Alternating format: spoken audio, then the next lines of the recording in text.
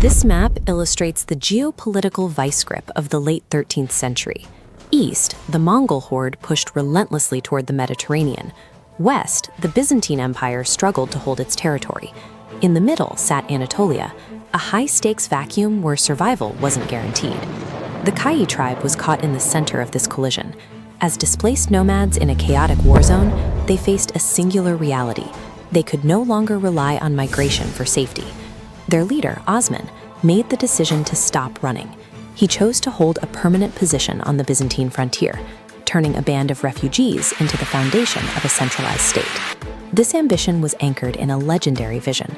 Osman described a dream where a massive tree grew directly from his chest, its branches shading the sky and its roots spanning across 3 continents. It was a vision of total expansion that would drive the dynasty's goals for the next 6 centuries.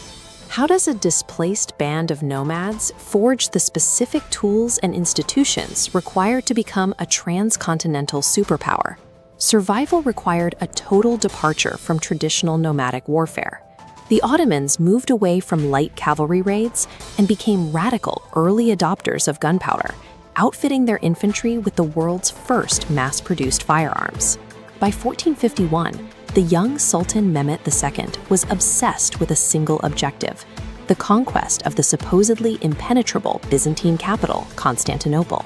To breach walls that had stood for 1,000 years, Mehmet commissioned these custom-built 26-foot cannons designed to obliterate stone defenses that traditional siege engines couldn't dent.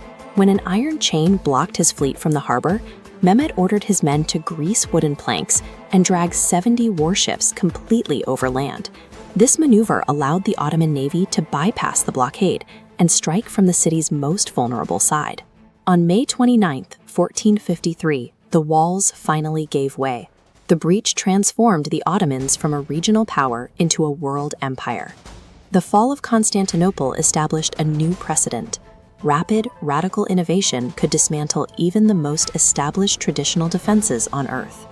Governing a transcontinental empire required absolute military loyalty. This led to the creation of the world's first modern standing army, the Janissaries. Through the Devshirme system, the state conscripted young boys from conquered territories, converted them, and forged them into an elite force. Because these soldiers were legally slaves of the Sultan with no family ties, their only loyalty was to the state.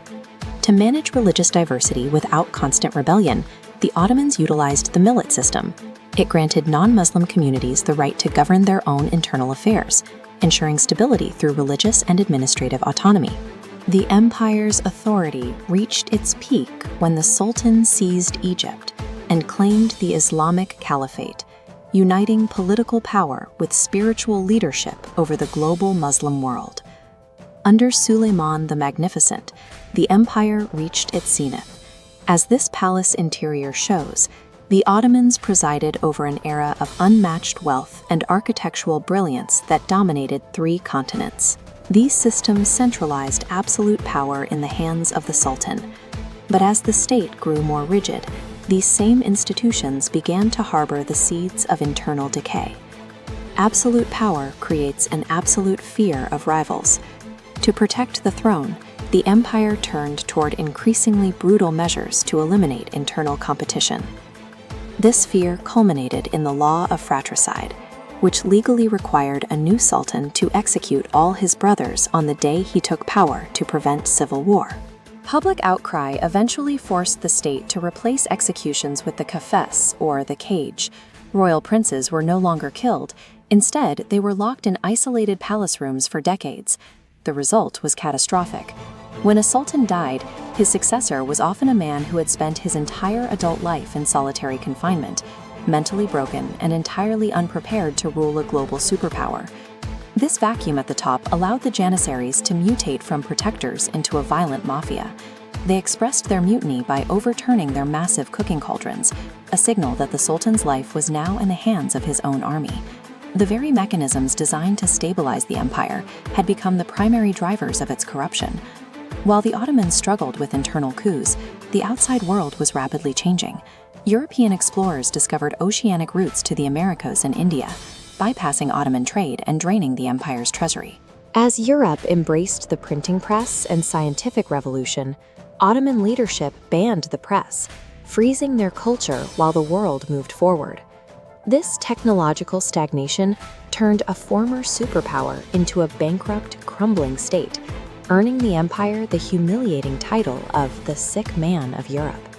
The final collapse arrived after the defeat of World War I.